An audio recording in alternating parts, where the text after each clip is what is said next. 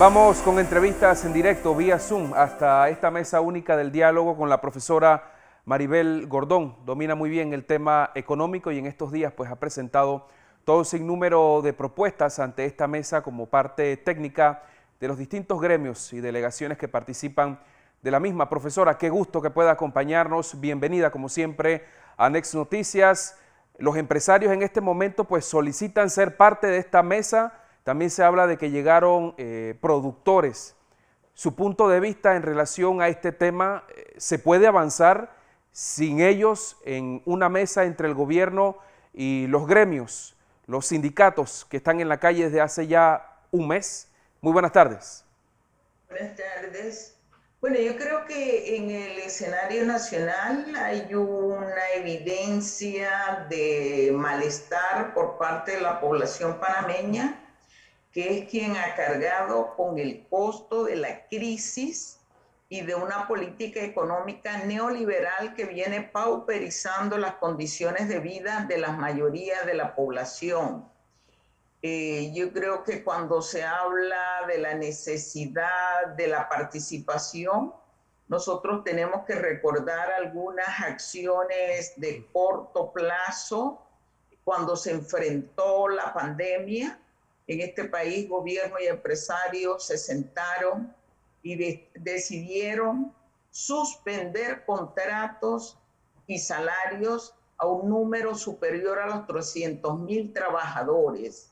Eso no fue consultado. Aquí no se habló entonces de mesas de 2 y 3 patas, sino que se impuso. Cuando en este país se decidió liberalizar la política económica de los precios, tampoco se consultó con los consumidores. Aquí se establecieron las respectivas protecciones a los sectores del poder económico, se liberalizó precio y eso no significó una canasta básica ampliada más barata. Aquí cuando se decidió imponer el TLC con los Estados Unidos, no se consultó al micro, pequeño y mediano productor, que se ha visto enormemente afectado por una política que favorece al gran productor. Y yo me pregunto quiénes estaban esta mañana, y hemos visto por las imágenes que han sido publicadas en diversos medios de comunicación oficial y los modernos, a personas vinculadas a la actividad económica agropecuaria que favorecen al gran productor. Y eso es uno de los temas que efectivamente la población panameña viene defendiendo, viene señalando y viene exigiendo que por primera vez en la historia de este país sea considerada para generar un proceso de equidad social. Y hay que recordar que cuando hablamos de equidad, para poder alcanzar equidad, la población que ha sido reiteradamente afectada, marginada, excluida, explotada, tiene que dársele un tratamiento que le permita salir de esa inequidad y desigualdad. Es un proceso que fue establecido, que se está llevando a cabo con las dificultades que obviamente tiene, y que se ha profundizado este nivel de dificultad porque es la primera vez que en la historia de este país se evidencia, se pone en el tapete los exorbitantes márgenes de ganancia Claro, que tienen los empresarios de este país. precisamente eso quería preguntarle, profesora Gordón, porque también sobre esa mesa hay quienes pues han comentado, por ejemplo, litros de leche que los venden a centavos y que luego en los supermercados superan hasta el 1,50, prácticamente los $2. Ese margen de ganancia quizá era un tema que nunca se había abordado. Situaciones como estas son las que causan temor a la libre empresa, a los gremios empresariales en nuestro país. Bueno, yo creo que causan temor al gran empresario, al gran productor, pero no a los micro, pequeños ni medianos productores o microempresarios que tienen intereses en el mercado nacional y que también vienen siendo sometidos a una política económica que favorece al gran capital. ¿Cómo es posible que del productor al consumidor puedan existir márgenes de diferenciación en términos de precio de 200, 300%, que lo vemos en los alimentos, en el combustible, lo vemos también en lo que es la relación de los combustibles? Eso significa que hay una imperfección del mercado, una imperfección que está basada en una estructura profundamente oligopólica, y en las Claro. estructuras oligopólicas los precios son más altos. Somos los consumidores, es ese pueblo humilde y trabajador el que carga con ello. Sí, y sobre el tema del combustible, estas empresas han sido los grandes ausentes en toda esta crisis, donde precisamente lo que ha peleado la población es una disminución en estos costos. No hay regulación para estas empresas. ¿Dónde están en medio de toda esta situación? Precisamente es lo que venimos señalando. Aquí hay la necesidad de regular, de controlar. En un mercado imperfecto, la teoría económica, eso es lo que indica. El Estado debe entrar a corregir lo que se llaman fallas económicas. Por ejemplo, en el caso de las empresas que están vinculadas al combustible, se les ha sancionado después de varios años en uno de los casos por prácticas monopolísticas de los agentes económicos. Eso significa que es esta cadena de comercialización y distribución la que está generando un proceso de incremento considerable de los precios, es decir, de procesos inflacionarios que afectan a ese trabajador que ha visto reducido su poder adquisitivo, ha visto disminuidos sus niveles de salario real, y a ese profesional que también viene cargando con una relación de brecha profunda entre costo de vida y salarios. No es posible seguir generando una estructura imperfecta que empobrece a la población, que nos coloca en el sexto lugar con peor distribución de la riqueza, con profundos niveles de pobreza. Al empresariado le ha molestado que la población se haya percatado de una de las tantas causas que generan esa inequidad, y que gobiernos tras gobiernos han generado política económica para seguir favoreciendo a esos 115 ultramillonarios del país. Y parece ser que cuando la población demanda comida saludable y a bajo precio, demanda salarios justos y demanda trabajo, demanda acceso al agua, que se cumple el derecho a la salud, a la vivienda, a la educación, esto causa irritación en ese sector empresarial que no genera trabajo y que pide, y al cual se le dan transferencias para que genere una plaza de trabajo, porque en este país hemos tenido una relación impositiva en donde nuestros impuestos están siendo utilizados para financiar a ese empresariado. ¿Cómo es posible que le tengamos que entregar 700 y 900 dólares para que genere una plaza de trabajo? Es decir, no está generando nada. Es el pueblo humilde, trabajador, el que paga impuestos, el que las financia. Aquí la evasión fiscal es altísima. Las personas jurídicas, su nivel de evasión fiscal está en el orden del 64%.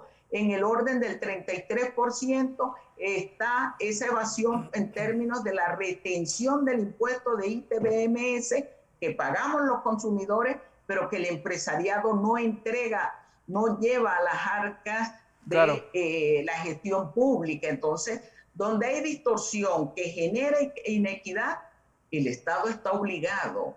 Y cuando se habla de que no es correcto, yo quiero señalar algo, en países desarrollados, capitalistas, porque dicen, bueno, es que queremos ir al comunismo, en el capitalismo de los Estados Unidos, de la Unión Europea, se regula, se establecen márgenes de ganancias, topes a los márgenes de ganancia, o se pone impuesto a la ganancia. Eso quería preguntarle. ¿De qué estamos hablando? Claro, eso quería preguntarle, profesora, tema de evasión fiscal, un monto aproximado, ¿cómo anda en eso en el país?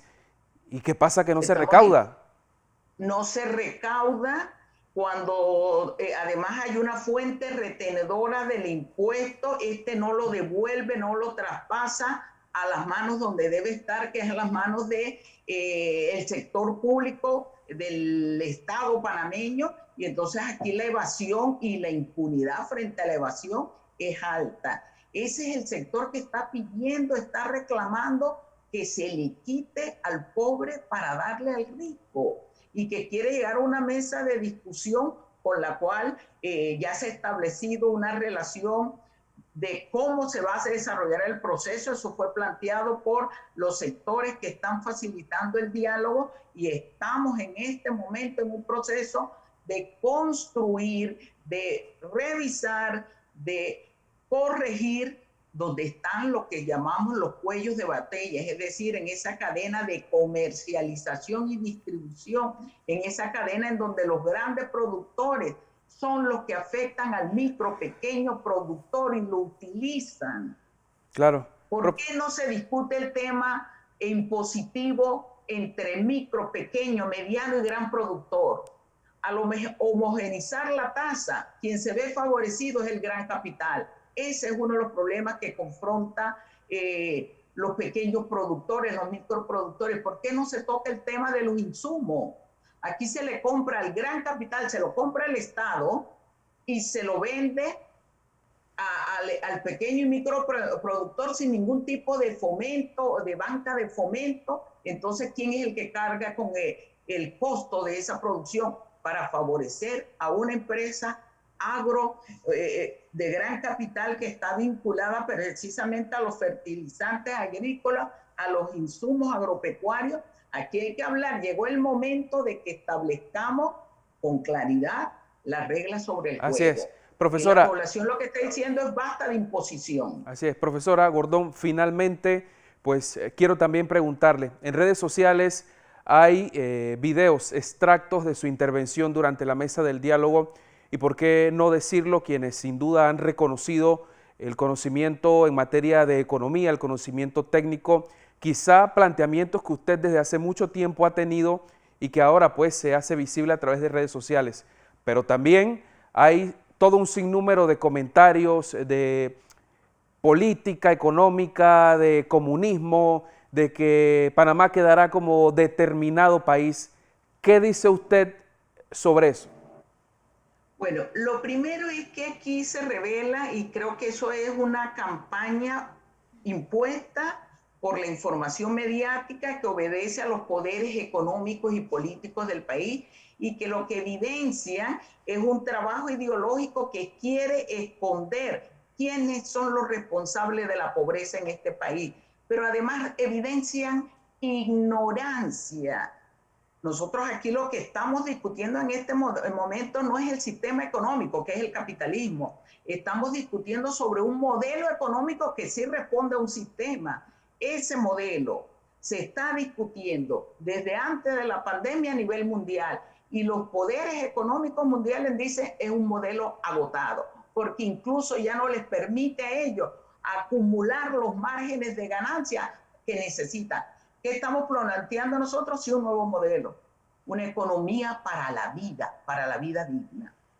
Ellos le quieren llamar a eso comunismo. Parece que el pueblo tenga agua, que el pueblo tenga comida, que tenga vivienda, para los empresarios es comunismo.